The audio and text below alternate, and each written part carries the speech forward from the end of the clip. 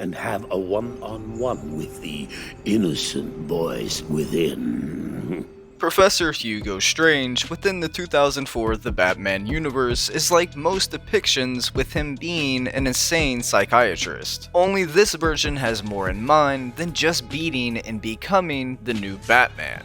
I want to start this off by saying this video will be different from the rest, mostly in the sense that I won't be covering the episodes in as much detail, and instead, I'll just be specifically covering the important parts involving Hugo Strange. I also want to say that I won't be covering every episode that Hugo Strange appears in, simply because some of the episodes don't give us anything of note. So with that said, what a better time to discuss the episodes that I will be talking about, with them being A Fistful of Felt and Lost Heroes Part 1 and 2. And with that out the way, let's get right into A Fistful of Felt. We'll begin at the group therapy session, where Hugo Strange is shown to be intrigued by Arnold Wesker. After the session ends, Hugo puts Arnold in a unique program with the promise of being cured and saved from Scarface. Some time passes, and Hugo declares Arnold sane and discharges him from Arkham. Arnold then resumes his crime-free life, but one night, Hugo breaks into Arnold's apartment,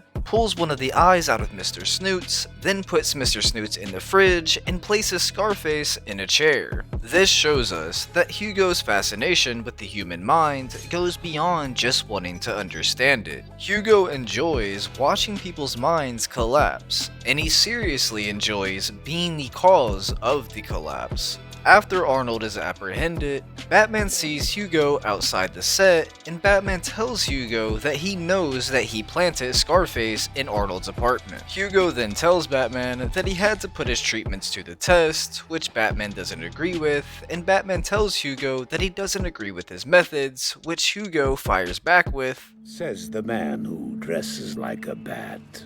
This lets us know that Hugo truly feels zero empathy and sympathy for Arnold, and doesn't feel any remorse whatsoever for what he's done to Arnold. Hugo Strange is only but a hyper-obsessive, selfish sadist who truly believes he's above everyone else simply due to his intelligence. With that said, that about covers A Fistful of Felt.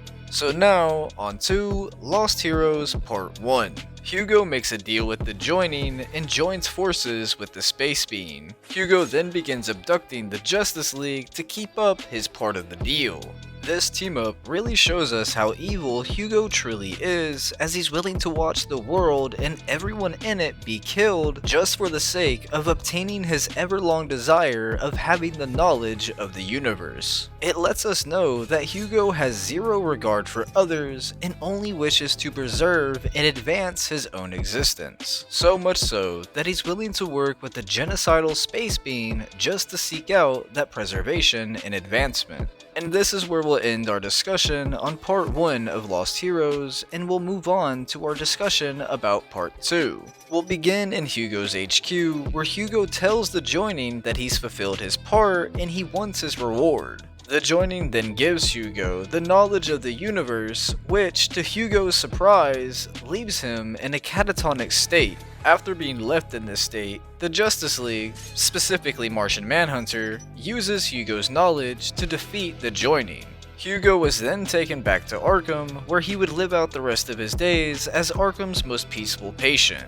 The story of Hugo is one of greed, obsession, and power, and it was those three driving factors that led Hugo down a path of insanity and failure. But now, moving off of the personality and life of Hugo Strange, and onto the design and voice actors. I say this every time, but Hugo's design is simple yet effective, and like the Joker, his design changes. Hugo starts off wearing a white suit with a tie, but then later in the series, his design changes to fit more of the mad scientist aesthetic, as it's an actual lab coat. And you can take the early design of Hugo as the version of Hugo that hasn't gone completely mad, and the later design of Hugo as the version that has gone completely mad. But now, we'll move on to Hugo's voice actors, with them being Frank Gorshin, who voiced the early Hugo Strange, and who sadly passed away, and Richard Green, who voiced the later Hugo Strange.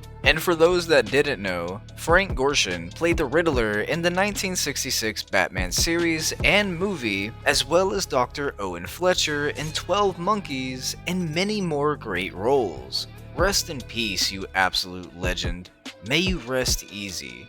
And as for Richard Green, he voiced Ben Mummy / Snarrow in Ben 10, the Wasp leader in The Ant Bully, the Toy Man in the Batman 2004, and many more great roles. So shout out to Richard Green.